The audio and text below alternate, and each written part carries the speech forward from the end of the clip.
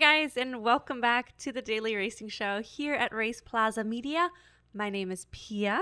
Ooh, Yes, someone's I learned her remembered. lesson. My name is Milan.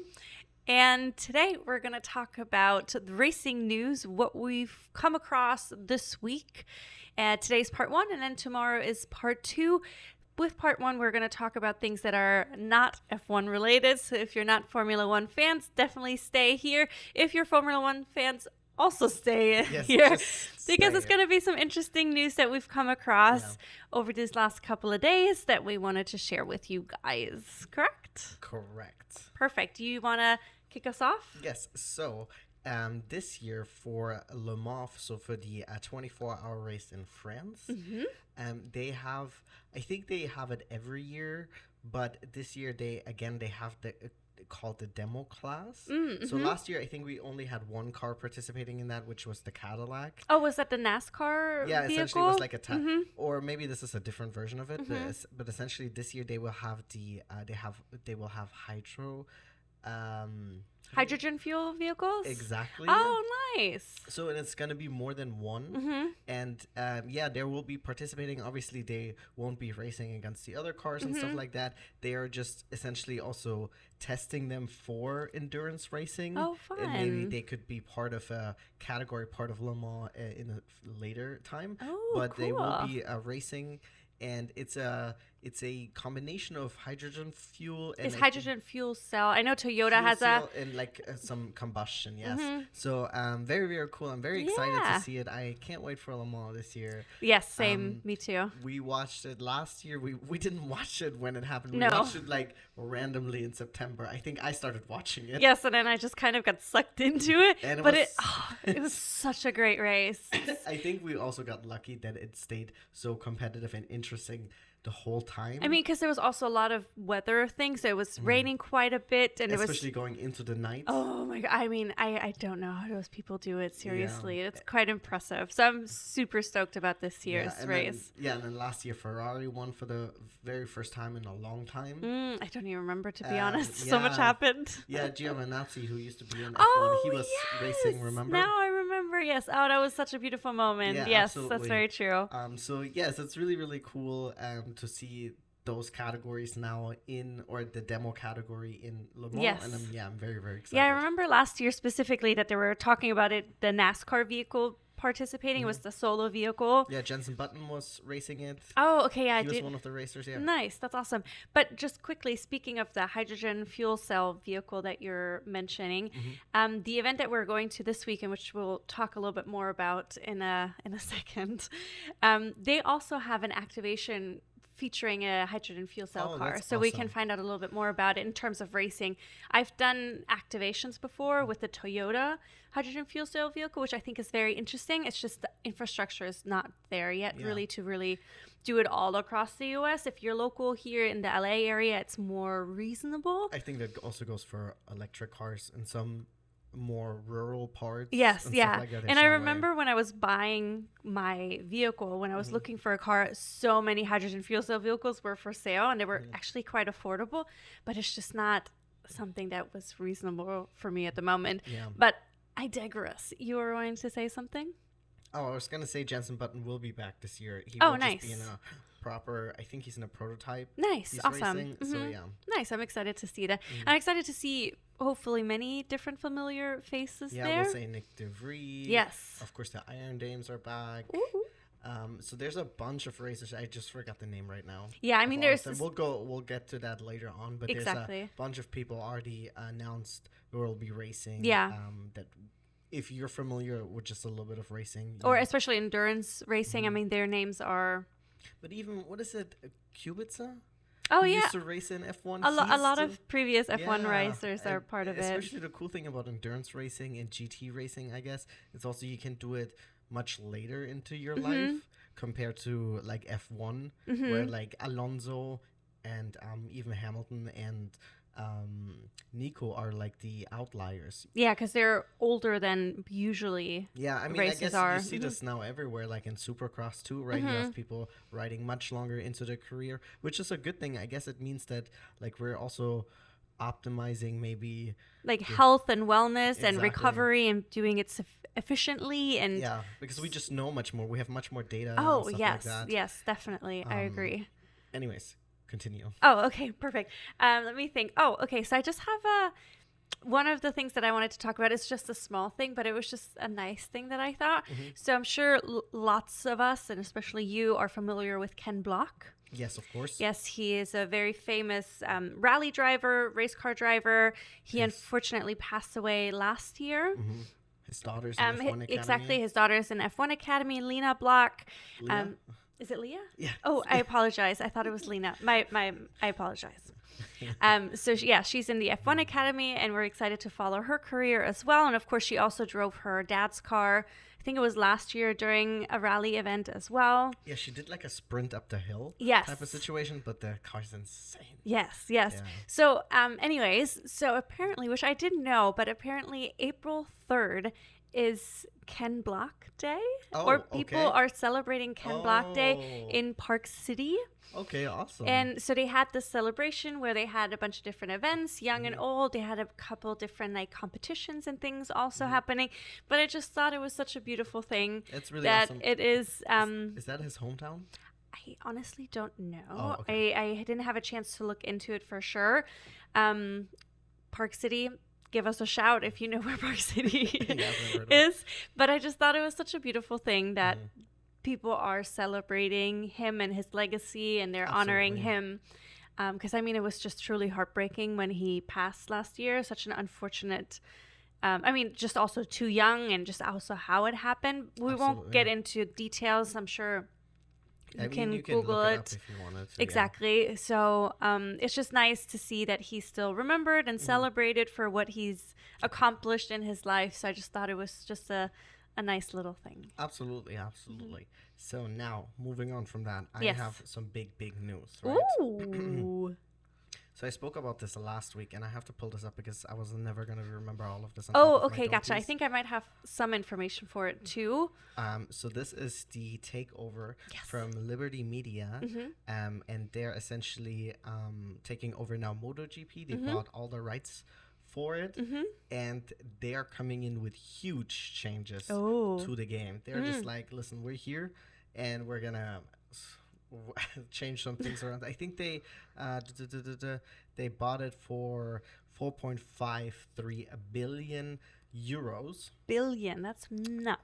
And they also get the rights for Moto 2, Moto 3, the Moto E World Championship, and then the Motul FIM Superbike Championship, and the FIM Women's Circuit Racing World Championship. Oh, nice. I don't know if it's nice that they have it, but yeah, continue. So the first thing they did is actually they're changing the tire manufacturer. So right now it's Michelin, and they're going to bring in Pirelli. Okay, that makes sense. And Michelin is only allowed to supply now, I guess, the tires for the golf caddies that they... Aww. I know. That's kind of sad. Ridiculous. But yeah, so the Superbike Championship also uses Pirelli. So they are now also like all on the same brand. For 2027, there was supposed to be changes coming to the bikes. So you know how they also always regulation changes. So they're changing what it was supposed to be. Ooh. So they were supposed to be 850cc engines, and so those will no longer happening. So they're switching to for MotoGP now. MotoGP, okay, gotcha. yes. Just yeah, clarifying. This is all changes for MotoGP. So they're changing now to 750cc V4 stroke engine, I believe, with no rider aids. Also, they want to get rid of I think they call them the bilateral, like these little wings. And I guess because the guy who owns it, the CEO, doesn't like the look of it. He wants to go back to more of a motorcycle look instead of they call it, hang on, let me which is kind of wild because I feel like it looks a little bit more like futuristic or like sporty. It definitely looks like a tuned up version of a motorcycle, but it still looks like a motorcycle to me. So there will be a reduction of the aero winglets that has seen MotoGP machines look more like biplanes than motorcycle in recent years. Oh, are they talking about the 3 little things in the back, like behind the seat? Because I've noticed those. I thought those looked interesting, but I mean, That doesn't bother me. Also, and one of the big changes is that they want for 2025, they want, and that's maybe our time to shine, they want F1 and MotoGP to share a race weekend at COTA. Interesting, because I also read about that there are theories or talks about whether or not they will have or if they will share like a race weekend event. And like, yes, there are limited tracks where they both race on. However, the article that I read, at least, they were also talking about that it's something that they think about, but they're not actively working on at the moment. I'm not sure if maybe my article was older or whatnot, but they were talking about, because the tricky thing is also, they said, is that MotoGP sells out apparently a lot of the tracks that they're on, and then of course F1 does as well. So it's like, how can you accommodate both fans? Because not everybody who watches F1 watches MotoGP and vice versa. So that was one of the things that they were talking about, to give all the fans like an equal experience. But if there's more people, not everybody, of course, can go and see it. So I think that's interesting. It is interesting, however, so I'm not saying that you're wrong. However, this article is actually saying that Liberty Media is concerned about the attendance to MotoGP events, because I guess Formula One is very well visited at the COTA, and MotoGP, for example, is not. Interesting. Yeah, I mean, we did talk about Portugal race, that there was 40% more people attending this year compared to last year. So I mean, there's definitely has been an increase. I'm not sure if maybe COTA in America, maybe it's not quite as popular, because MotoGP might not be as big here yet. I think it's very However, European. I think it is one of the things that they're, of course, I'm sure, hoping for, because 2016 is when Liberty Media took over F1. That was when it kind of got introduced to the US, and that's where the fan base and the sponsorships kind of went up. So they're hoping that the same thing or similar thing will happen to MotoGP. Oopa! Sorry, I'm cleaning the house. The same thing will happen to them. They have more attendance, more sponsors, more commercial sponsors. So to have that same increase in F1 fan base than they have that they will have it in MotoGP as well. I'm curious also to see, before you continue talking, if they will also have like a drive to survive, but ride to live. Drive to ride or something like that. Apparently, I don't know how much of that is true. Obviously, there was also, this doesn't help that we are in the week of April Fools. I vote that it's called Ride Your Own Path. No, it doesn't sound as good. It has to be drive to something.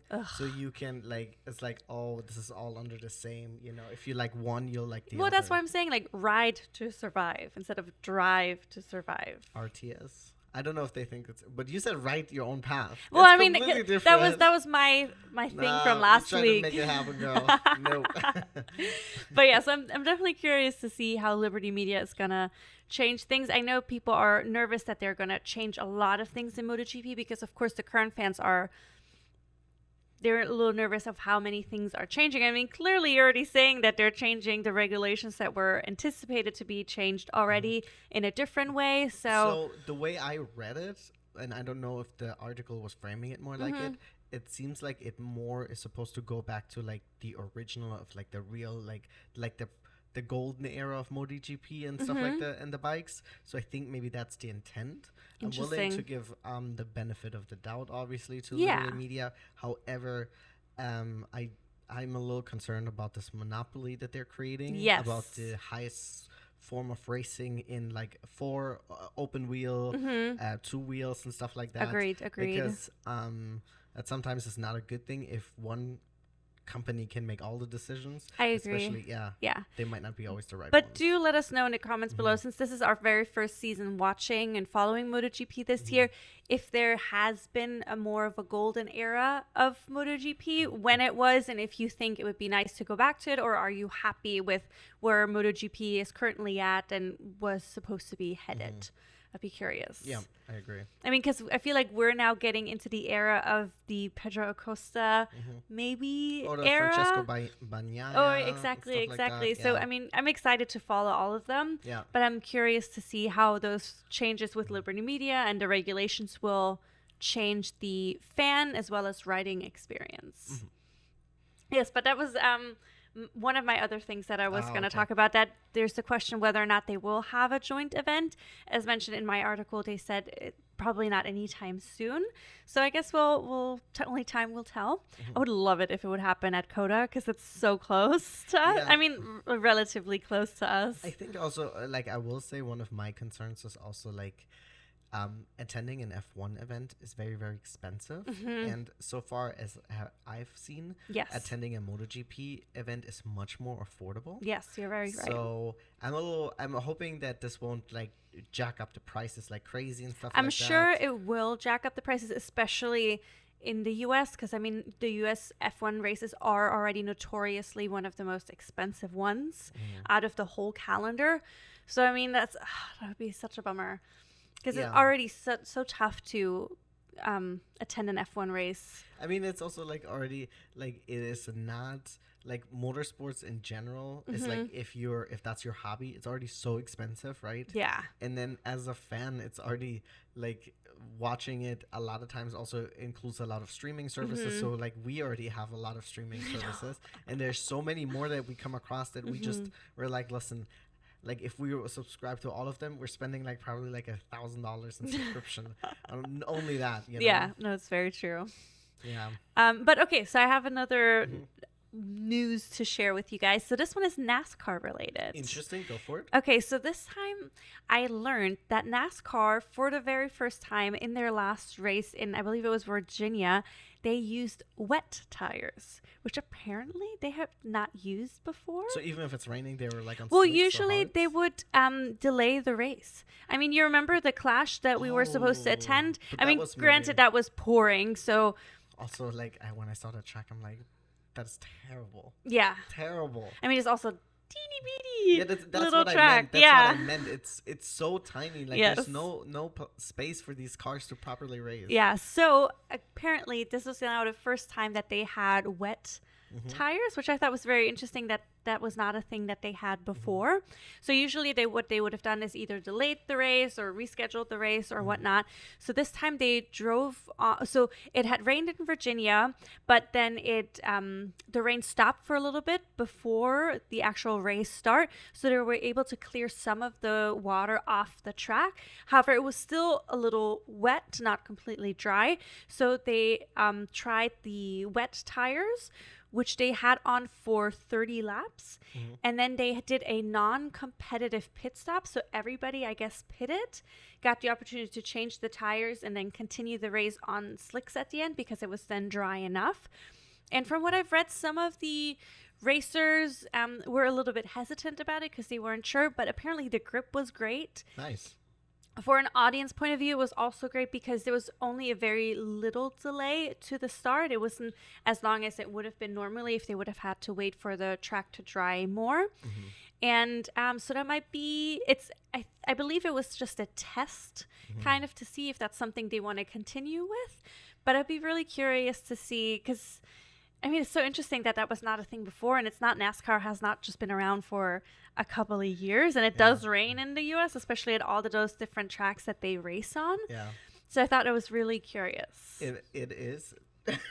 So sorry. It's not something I would have ever thought about. I will say also major props to all of the drivers to like be thrown into the water kind of Yeah. because like if this is never something they've done, so this is probably not something you've practiced a lot, and then everyone is pushing, Yeah. so you have to push too. Yeah. So major props to everyone racing because that could have not been easy. Yes. And then so they were talking about in the future they would want to implement it again, I guess. But then with actual like pit stops. So it would involve strategy just like other races. So teams would have to plan it and do it accordingly. But I think that's really interesting to also see progress and how that might change things in NASCAR, also how they do strategy and things like that. So do let us know in the comments below what your thoughts are on it if you are a NASCAR fan, since this is, again, our very first season watching NASCAR and following NASCAR.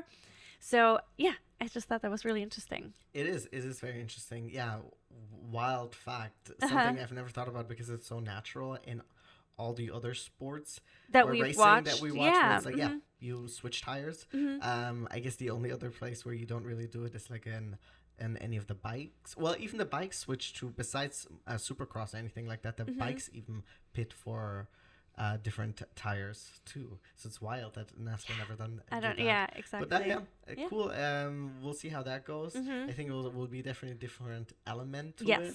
And I feel like on a like organization level, and also it must be much cheaper and better to just see if you can do the race the same day instead of having it to be moved. And because I also feel like maybe people wouldn't be able to attend if it was moved, because you made like space in your schedule specifically for that day and stuff like that. I mean, that's what happened to us when we wanted to go watch the Clash. We had our tickets, we had everything, we had our ponchos bought, we were ready to sit through the rain, but then unfortunately they didn't preponed even. it. Yeah, they preponed. Stupid.